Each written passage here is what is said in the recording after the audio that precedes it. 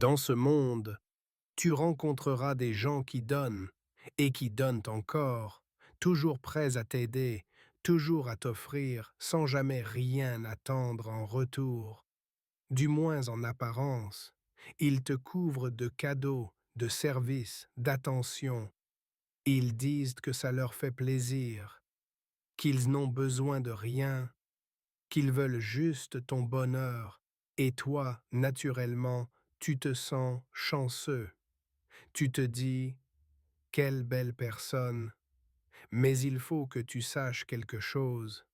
Dans ce monde, tout a une intention, même les gestes les plus doux, même les sourires les plus larges, et parfois, surtout ceux-là, il y a une forme de pouvoir que peu de gens remarquent, un pouvoir subtil, invisible, mais terriblement efficace. Ce pouvoir, c'est celui de toujours donner sans jamais recevoir. Tu vois, quand quelqu'un t'offre quelque chose, même si tu ne le veux pas, même si tu n'as rien demandé, il crée un lien, une sorte de corde invisible, faite de culpabilité, de reconnaissance et parfois de soumission. Et quand cette personne refuse systématiquement ce que tu veux lui offrir en retour, elle renforce ce lien, elle garde le contrôle, elle s'assure que toi, tu sois toujours en position de recevoir, donc quelque part, en bas. C'est une stratégie qu'on retrouve dans les familles, dans les couples, dans les amitiés et même dans les relations professionnelles. L'ami qui t'offre tout, mais te rappelle sans cesse ce qu'il a fait pour toi. Le collègue qui t'aide toujours, mais te fait sentir coupable à la moindre erreur.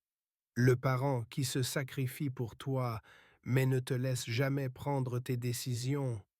Ou même la personne aimée qui t'aime trop, mais ne te laisse jamais lui montrer ton amour.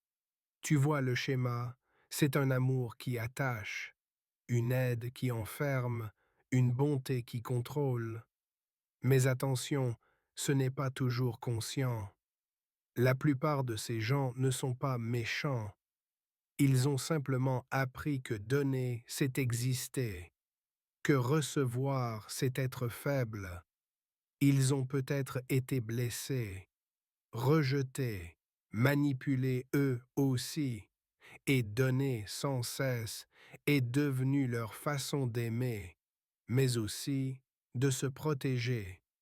Mais le problème, c'est que ce n'est pas de l'amour sain, ce n'est pas de la vraie générosité, car la vraie générosité, elle se construit dans l'échange. Quand tu donnes, tu acceptes aussi de recevoir. Tu laisses l'autre t'aimer, te porter, t'aider. Tu reconnais que tu as besoin, toi aussi.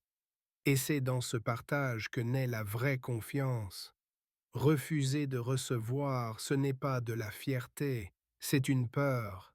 La peur de dépendre, la peur d'être vulnérable, la peur peut-être de ne pas mériter. Mais dans une relation équilibrée, chacun donne ce qu'il peut et chacun accepte ce que l'autre a à offrir. C'est comme ça qu'on construit le respect. Pense à une balance. Si tu poses toujours du poids d'un seul côté, elle finit par pencher, puis elle tombe. Les relations humaines fonctionnent pareil. Quand une personne donne tout et l'autre n'a pas le droit de rendre, ce n'est plus une relation, c'est un déséquilibre. Imagine que tu veux offrir un petit présent à quelqu'un qui t'a beaucoup aidé.